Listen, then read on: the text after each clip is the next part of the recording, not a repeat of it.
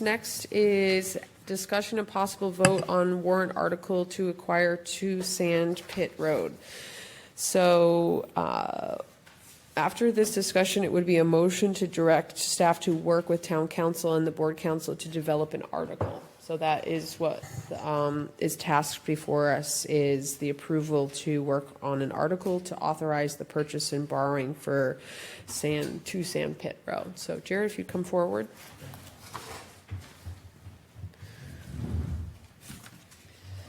Thank you, Madam Chair. Jarek Rawl, DPW Director, and tonight we do have with us Emily Beebe is also at the meeting, and Brian Massa, our consultant with Horsley Witten, is also here. So as you all announced a while back, the town was considering purchasing a portion of Noon's 2 Sandpit Road. And currently, after doing an investigation, an environmental investigation, phase 1 and phase 2, and going through the appraisal process, the price had come out to a little bit over $6 million for the 23 3/4 acre land that is out there for that parcel. And I believe it also includes the roadway into the sandpit, and also part of Noon's Drive that abuts 2 Sandpit Road. The abutting road would also give us a secondary access into that property if this were to go through. So we'd have 2 ways to get to Sandpit. It's important to note that while we were looking at this, and due to the erosion we've had lately, I couldn't help but think about, okay, so if the town were to purchase this area, this 23 acres or so, and the fact that we have to purchase sand now to do dune replenishment and beach nourishment, I worked with our consultant, Brian, who is here tonight, and said, Brian, hypothetically, if we're going to do excavation of 5 feet of 23 or so acres, what would that come out to as far as value to us? And we discussed it a bit, but the estimate of value of sand at that area is a little over $2.7 million if you were to hypothetically excavate 5 feet of that 23 acres. We broke it down into square feet, $15 a cubic yard value for that. Brian is here to answer any questions. Emily is also here. And anything else you all want to ask about the phase 1 or phase 2, we're happy to answer any questions. Anything from the board? So, can you explain phase 1 and phase 2? Sure. So the first phase really is just the visual inspection of the property. Anything that comes up that would look hazardous to that property, the investigator would just dig in a little bit more, ask more questions. It's also kind of a tabletop exercise with any documents that we have in a parcel file for that area, or any documents that could be found with DEP. So all that's researched first. The second phase really is soil and water tests. So what we did was 11 or 12 test pits on the property for soil testing, and we did install 3 monitoring wells there, 1 on each corner of the parcel. During the soil investigation, the results came back. There was nothing that really triggered any kind of regulatory compliance items with the soil testing. In the monitoring wells, there was one that it showed above drinking water limits, PFAS. And that particular well happened to be on the east side of the lot. So everything down gradient of that, the other 2 monitoring wells were kind of downflow of that one that did not show any signs of PFAS in it. It was below drinking water limits. That being said, reviewing this with Brian and looking at the amount of PFAS that was in this one well and not seeing anything down gradient of there, we needed to determine directional water flow for this to determine whether or not that is the source or it's coming from somewhere else. So with that investigation also being done, we were able to determine that it's down gradient status that the town would have to declare after taking purchase if it passes that town meeting. There's also a couple other pieces of this because we're able to disclose this tonight. The reason why we can talk about this tonight, and we've all talked to town council a bit, is that this information about the PFAS being there was not disclosed to the town by the current owner, is my understanding. I could go on, but if anybody has any questions about that. Yeah, Bob. Jared, thank you for the update on that. Does the level 2 investigation, which uncovered the existence of PFAS, or otherwise known as the forever chemical, did the testing also test for volatile hydrocarbons? So I'd like to turn the testing questions over to Brian so we can get into it a little bit more, and he can talk about downgradient status as well. And he can kind of give a quick summary of the testing that we had done with the water and the soil for you. Brian, welcome.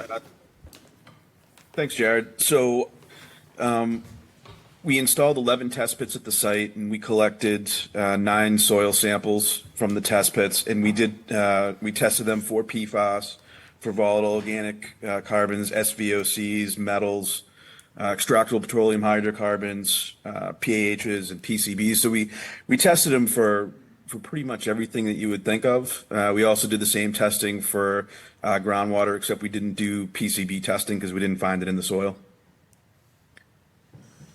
Thank you. So Any would other it be questions? helpful to show the diagram of the monitoring wells, test Absolutely. pits? So Brian can bring that up now so everyone kind of get an idea of where that PFAS was located and where the other monitoring wells were, which are downgradient of that along with the test pits. While you bring that up, in preparation for this meeting, I did some sand research, and there are a couple facts that I want to bring up for the public to consider, because we're going to be talking about PFAS, which is a forever chemical that's kind of scary, but then also I just wanted to share some research I found about sand. So according to a 2002 United Nations report, sand is the second most consumed resource on Earth, surpassed only by water. And just like water, humans are consuming sand at an unsustainable rate, increasing by 6% every year to be exact. And then sand is a critical ingredient in our material world. Our cities are literally built on sand. Sand is a key ingredient to cement and asphalt, roads, buildings, bridges, and foundations. None would exist without it. So while we're talking about PFAS, we're talking about our concerns about water and potential development on the site, I also don't want to lose sight and compartmentalize the value of the sand. All right, continue. All right, so this is the sampling figure that I just pulled up. So you can see the test pits are they're the squares there. We did 11 of them, as Jared said. We collected soil samples from 9 of those. We did field screening during excavation. The test pits went down to about 10 feet. We did visual observations to see if there was evidence of any buried debris. We did field screening every 2 feet from all of these locations, and then we selected samples from various depths to be representative and to be biased high if there was to be contamination in there. As Jared said, all of the soil samples that we had collected didn't exceed any of the most stringent regulatory thresholds, which in Massachusetts is the RCS1, which is a residential value. So none of the soil samples exceeded any of those thresholds, including for PFAS. PFAS was not detected in any of the soil samples. It was all below the laboratory detection limit. The monitoring wells that you see, those are the blue circles. We installed 3 of them. 3 of them are required to determine groundwater flow direction, which Jared had indicated we needed that to determine where groundwater was moving at the site. We collected groundwater samples from each of these wells. They varied in depth. They were all 5 feet into groundwater. I want to say they were between 20 and 70 feet below grade, is how deep those wells went. We collected groundwater samples from all of them. We collected samples from MW1 twice. That's the one that exceeded for PFAS. That's the hydraulically up gradient side. So if you see groundwater is flowing across the site, it starts up at MW1 and then it flows down towards MW2. The PFAS exceedance were found in MW1, and then as it traveled across the site towards MW2, the concentrations dropped where there were still detections, but they're less than the regulatory thresholds. We also tested the wells for VOCs, for petroleum hydrocarbons, for multiple other contaminants, and there was nothing else that was detected above regulatory thresholds above the drinking water standard, which is the GW1 standard. That's the most stringent standard in Massachusetts. What Jared was alluding to earlier, downgrading property status, what that means is that a property has been affected by a release, but the property itself is not the cause of the release. So as you can see, the parcel outline here is what the town is looking at for their parcel. We did a phase 1 investigation and we did a due diligence search. We identified no known releases at the site. We did a subsurface investigation to verify those observations. We didn't find anything indicated that the site itself was the source of a release. So what downgrading property status means is that you're a property that's been affected by a release that's not occurring at your property and you're hydraulically downgradient to it. So the fact that you see these impacts in groundwater at the furthest hydraulically upgradient edge of the property, which is MW1, which is where groundwater would be coming onto the property, and then the concentrations don't increase, they actually drop, meaning that the property itself isn't contributing anything to it. That's a regulatory submission to Massachusetts, where you submit this paperwork and you say that there's been detections of contaminants in the groundwater, but this particular site is not the source of it.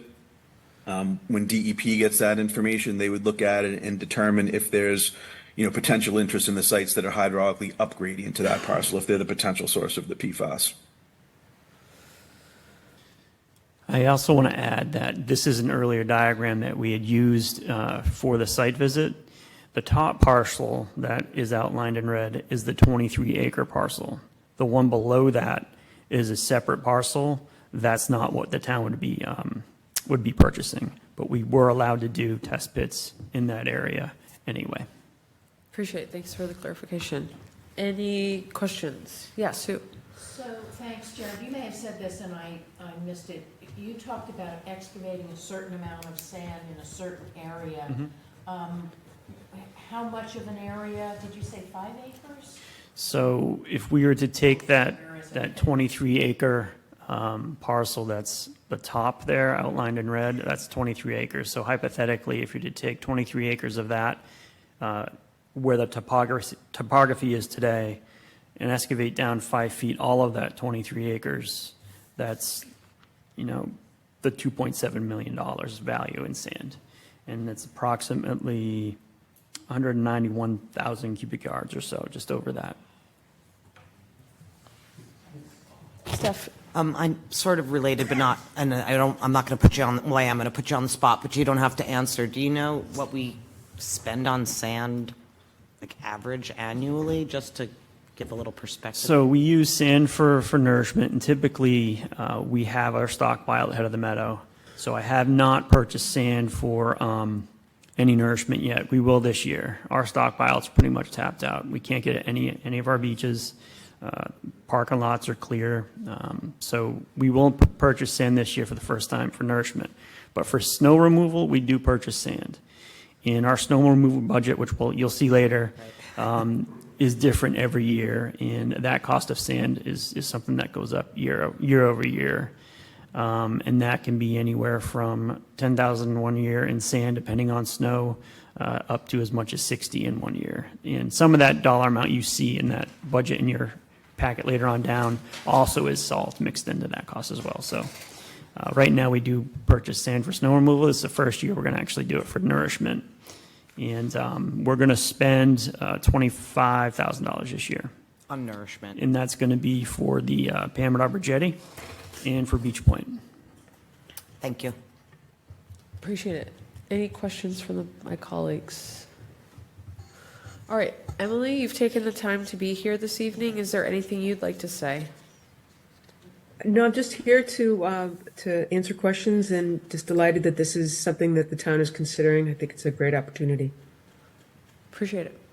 All right, if there's no questions, I will entertain a motion. Madam Chair, Yep. I move to direct staff to work with town council and bond council to develop an article to authorize the purchase and borrowing for 2 Sandpit Road. Do I have a second? Second. Any discussion? All right, all those in favor? Yeah, sure. I think it says it in the packet, but I just want anyone who's watching to be aware that this is an article that would have to be approved by town meeting. Yes. Yep, thank you for clarifying. All right, Sue? Aye. John? Aye. Bob? Aye. Stephanie? Aye. Kristen? Aye, all in the affirmative. All right, thank you, everybody, for your time and for being here. And while that we spend a quick time moving this along to have staff work with town council and bond council, this board has met several times to discuss this in executive session and work with the Noons family, and we have walked the property, and we have had lots of discussion about this, and it is our responsibility to create a warrant full of articles that go before the legislative body for them to make a decision. So while that seemed like a quick meeting agenda this evening, I know that there's going to be a lot of discussion around town about this, and we'll still be hearing from our constituents about it, and I would be willing to have another agenda item if there are constituent concerns and people want to ask more questions, and potentially be open to a forum. So this is not the end of the select board's discussion about this, but because of Mass General law, we've been held to certain confidentiality standards, and so we had to respect that through our executive session. But this is just a step in a long process. So I just want to clarify that. Madam Chair? Yeah. I think that once we have an article Yep, prepared. absolutely. The public would really benefit if we did something well before the pre-town meeting. Absolutely.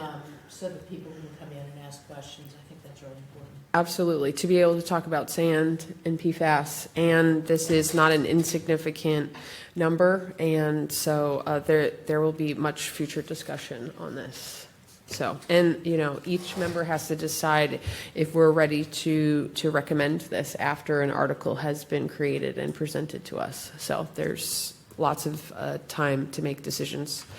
There's lots of decisions that have to be made in the remaining time. So thank you very much.